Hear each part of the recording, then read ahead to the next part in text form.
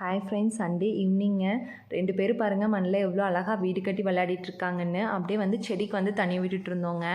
என்ன ஒரு சந்தோஷங்க, 10 டேஸ் வந்து வின்டர் ஹாலிடேஸ் விட்டுட்டாங்க அப்படின்னு சொல்லிட்டு. அப்புறம் அப்படியே வந்து நைட் டின்னர் ஒர்க் வந்து ஸ்டார்ட் பண்ணியாச்சுங்க. சப்பாத்தியும் பன்னீர் கிரேவியும் தாங்க ரெடி பண்ணியிருந்தது. 4 பெரிய வெங்காயம், 3 தக்காளி, 2 வரமிளகா, 10 முந்திரி ஆட் பண்ணி நல்லா நைஸாக பேஸ்ட்டாக அரைச்சி எடுத்து வச்சுங்க. அப்படியே மாவு வந்து பிணைஞ்சாச்சுங்க.